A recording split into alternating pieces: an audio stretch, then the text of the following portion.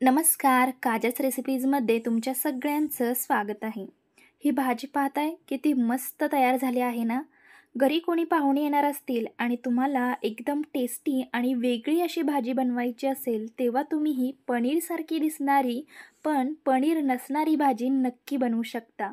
चवीला खूप छान लागते आणि पनीरपेक्षाही मस्तही तयार होते. व्हिडिओ संपूर्ण पहा, कुठेही स्किप करू नका. रेसिपी जर आवडली तर नक्की लाईक करा. चला तर मग या रेसिपीला सुरुवात करूयात. इथे मी दुधी भोपळा किसून घेतलेला आहे. दुधी भोपळ्याची साल काढून तो स्वच्छ धुवून इथे मी खिसून घेतलेला आहे. बारीक खिसणी असते ना, त्याने आपल्याला हा दुधी भोपळा खिसून घ्यायचा आहे. इथे मी 1 वाटी दुधी भोपळ्याचा खीस घेतलेला आहे. आता आपण एक बाउल घ्यायचा आहे आणि याच्यामध्ये आपल्याला 1 कप बेसन पीठ काढून घ्यायचं आहे. बेसन पीठ आपल्याला इथे चाळूनच वापरायचं आहे. याच्यामध्ये घालायचं आहे चवीपुरतं मीठ आणि थोडं-थोडं पाणी घालून हे पातळसर असं आपल्याला मिश्रण तयार करून घ्यायचं आहे. एकदम जास्तीचं पाणी घालायचं नाही.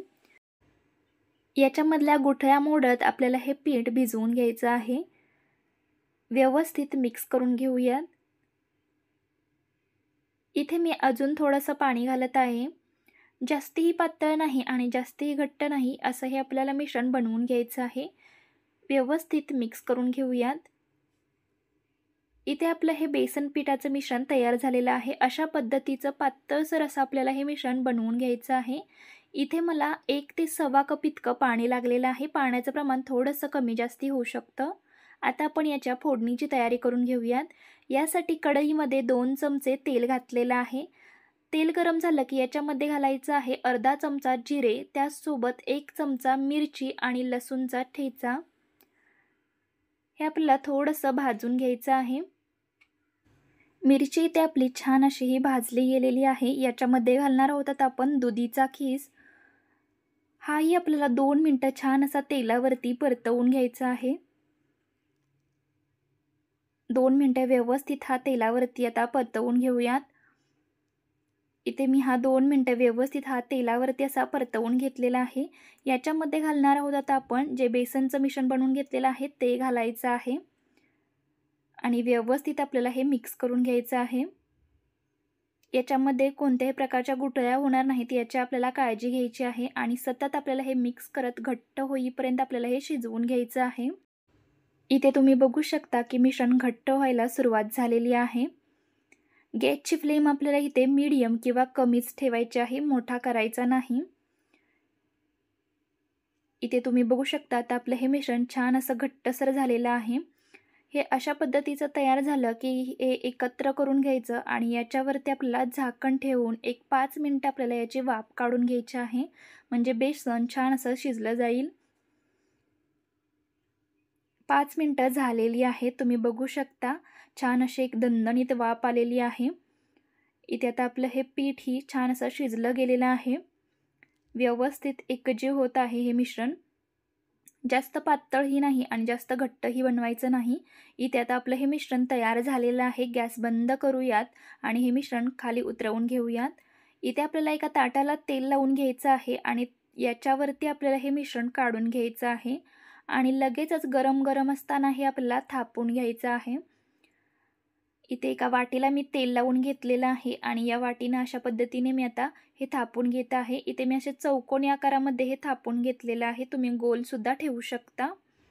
एखादी वडी कशी आपण थापतो त्याचप्रमाणे आपल्याला हे थापून घ्यायचं आहे आणि थंड करायला ठेवून द्यायचं आहे.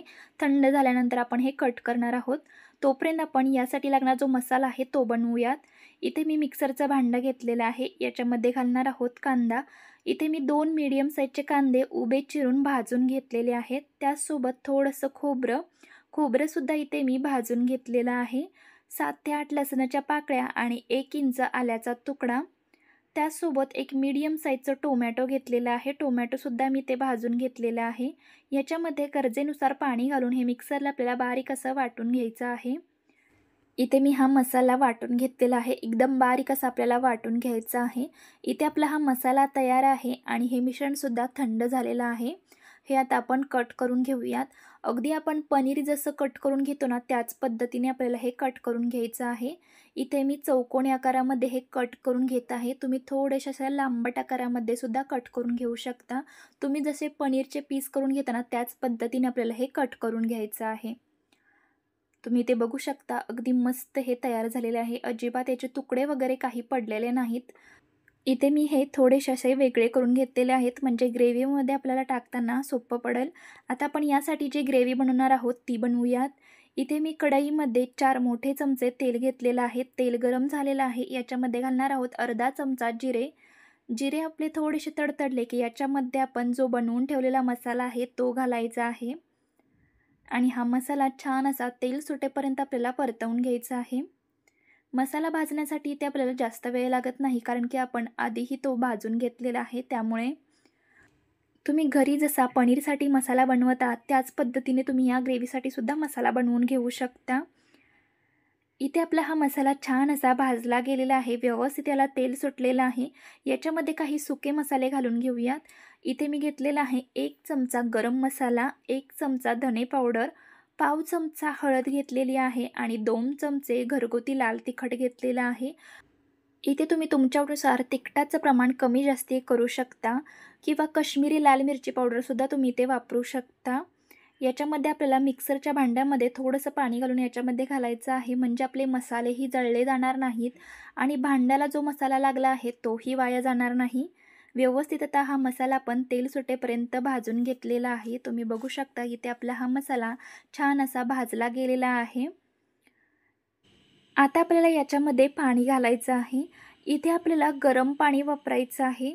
गरम पाणी घातल्यामुळे आपल्या ग्रेव्हीला कलरही छान येतो आणि तर्रीही छान येते. त्यामुळे आपल्याला इथे गरम पाणी वापरायचं आहे.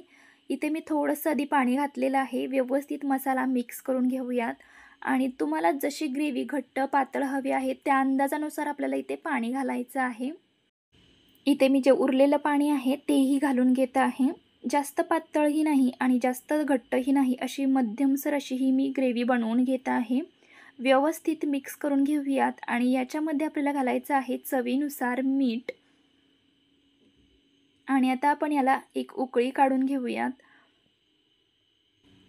इथे आता मस्त अशी उकळी आलेली आहे आणि कलरसुद्धा छान आलेला आहे. याच्यामध्ये आपण जे कट करून ठेवलेले काप आहेत ना ते घालून घेऊयात आणि व्यवस्थित मिक्स करून घ्यायचं आहे. जर आपण नुसती दुधीची भाजी करून दिली तर कोणीही खात नाही. अशा पद्धतीनं जर वेगळ्या पद्धतीने बनवून दिली ना तर अगदी सगळे आवडीने खातील, एवढी ही मस्त आणि टेस्टी भाजी तयार होते. इथे आता आपल्याला एक याची उकळी काढून घ्यायची आहे. जास्त वेळही आपल्याला हे शिजवायचं नाही. इथे आता उकळी आलेली आहे आणि मस्त अशी आपली ही छान अशी टेस्टी भाजी तयार झालेली आहे. वरून थोडीशी बारीक चिरलेली हिरवी कोथिंबीर टाकूया आणि मस्त अगदी पनीरसारखी दिसणारी पण पनीर नसणारी भाजी आपली तयार झालेली आहे. तुम्ही ते बघू शकता, अगदी पनीरसारखी दिसत आहे ना. चवीलाही अप्रतिम लागते.